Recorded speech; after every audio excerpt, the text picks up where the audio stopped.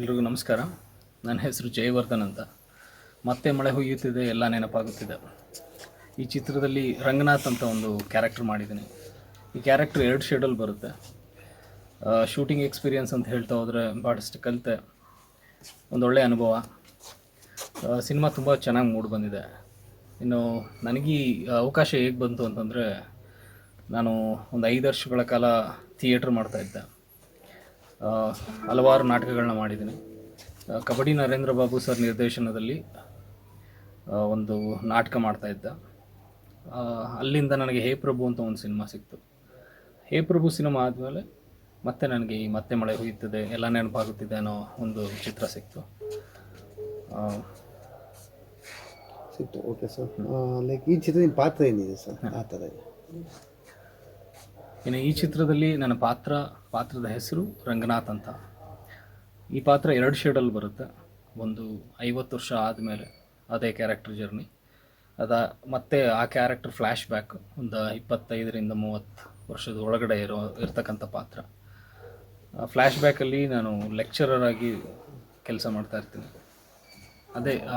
ಅದೇ ಪಾತ್ರ ಒಂದು ಜರ್ನಿ ಆದಮೇಲೆ ಒಂದು ಕಾಲೇಜಿನ ಪ್ರಿನ್ಸಿಪಲ್ ಆಗಿ ಒಂದು ಪಾತ್ರ ಮಾಡಿದ್ದೀನಿ. ಸಂಭಾಷಣೆ ಭಾಳ ಅದ್ಭುತವಾಗಿದೆ, ಭಾಳ ಅಚ್ಚುಕಟ್ಟಾಗಿ ಸಿನಿಮಾ ಮೂಡಿ ಬಂದಿದೆ. ಸೊ ನಿಮ್ಮದು ಈ ಎಲ್ಶೇಡ್ ಹೆಂಗೆ ಸರ್ ಕ್ಯಾರಿ ಮಾಡಿ ಏನಾದರೂ ಸ್ವಲ್ಪ ವೇರಿ ಆಯಿತಾ?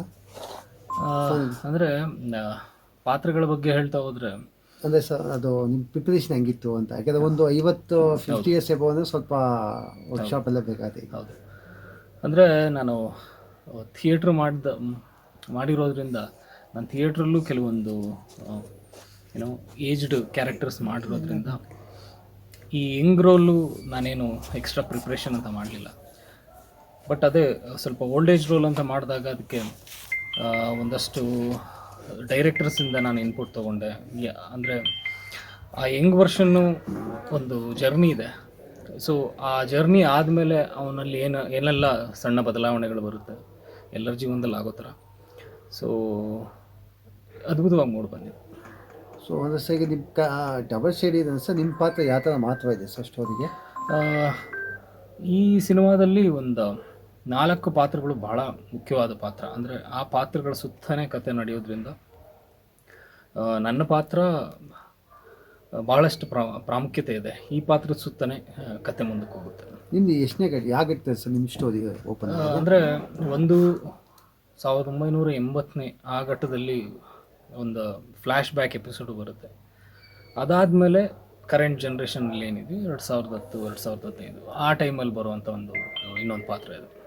ಸೊ ನಿಮ್ಮ ಸಿನಿಮಾ ಏನಿದೆ ಸರ್ ಸ್ಪೆಷಲ್ ವಿಶೇಷತೆ ಏನಿದೆ ನಿಮ್ಮದು? ಈ ಸಿನಿಮಾದ ವಿಶೇಷತೆ ಅಂತಂದರೆ ಕತೆ, ಚಿತ್ರಕಥೆ ಭಾಳ ಪ್ರಾಮುಖ್ಯತೆ ಇದೆ. ಎಲ್ಲರೂ ಹೇಳ್ತಾರೆ ವಿಭಿನ್ನವಾದ ಸಿನಿಮಾ ಅಂತ. ಬಟ್ ಇದು ನಿಜವಾಗ್ಲೂ ವಿಭಿನ್ನವಾದ ಸಿನಿಮಾನೇ. ಏನಕ್ಕೆ ಅಂತಂದರೆ ಇದು ಒಂದು ಕೃತಿ ಆಧಾರಿತ ಸಿನಿಮಾ. ಅಂದರೆ ಮೂಲ ಕೃತಿ ನೋಡಿದ್ರೆ ನೀವು ಒಂದು 12 ಪುಟಗಳಷ್ಟೇ ಇದೆ. ಅದನ್ನು ನಮ್ಮ ಕಬಡ್ಡಿ ನರೇಂದ್ರ ಬಾಬು ಸರ್ ಚಿತ್ರಕಥೆ ಬರೆದು, ಒಳ್ಳೆ ಸಂಭಾಷಣೆ ಬರೆದು, ಪರಮ್ ಸರ್ ಅವರ ಅದ್ಭುತವಾದ ನಿರ್ದೇಶನ ಇದೆ. ಎಲ್ಲರೂ ನೋಡಿ ಸಿನಿಮಾನ. Thank you sir.